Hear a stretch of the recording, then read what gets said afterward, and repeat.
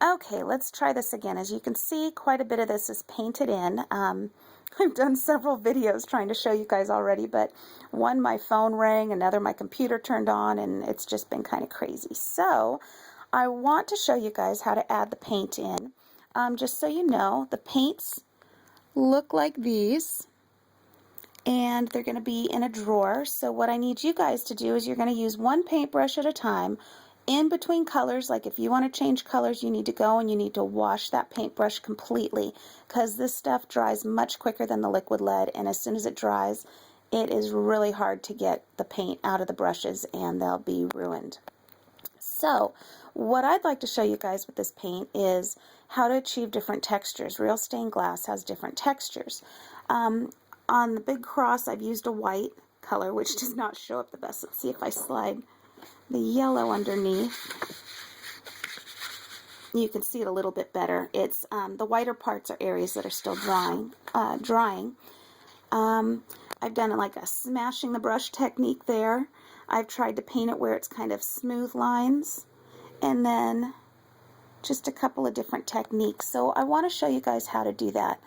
What you're going to do is, instead of using paper plates, because we're going to end up wasting a lot of paper plates and a lot of paint, what I'm going to have you guys do is you are going to take the paint and you're going to take the color and you're going to put it in the spot that you want. So for example, I'm going to put some right here. Mine's going to drip a little because I'm kind of on an easel-like thing, but yours will be laying flat. And then you're going to take your paintbrush and you're going to use that paint and you're going to start doing whatever technique you want in that section. Try to go slow enough that you're not getting it all over the black, because the black liquid lead lines, you'll notice, are shiny. You want to keep them that way.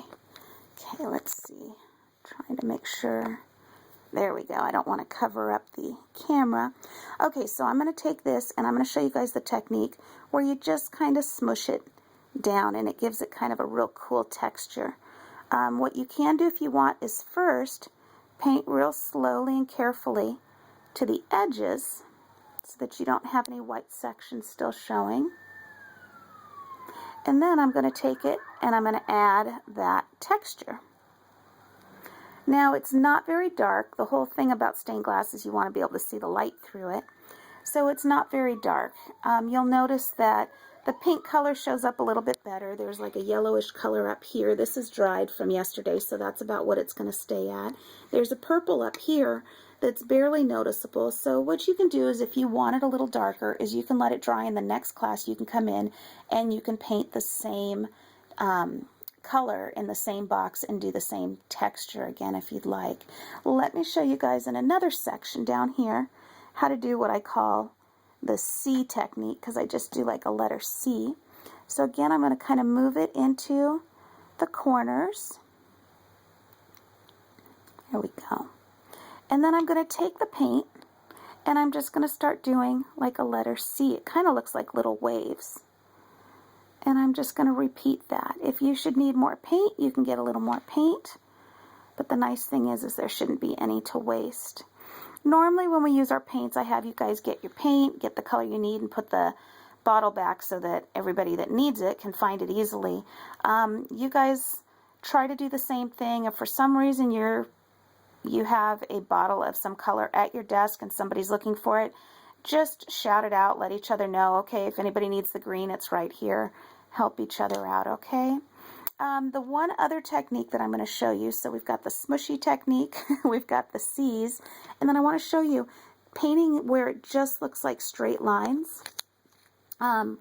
It's just like it would seem. I'm just going to add a little bit of paint there, and then I'm just going to take my brush and I'm just going to carefully brush it into that direction. And where it comes together and meets, you're going to get these little sections of lines that overlap.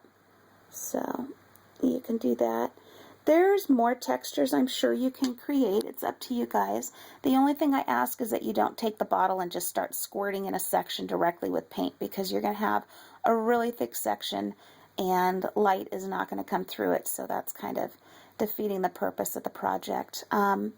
It should take you, probably once you got the liquid lead, it should take you about a day to fill that in, and then takes you at least until next class for that to dry. And then when you start painting, it should take you a day or two to finish with the painting.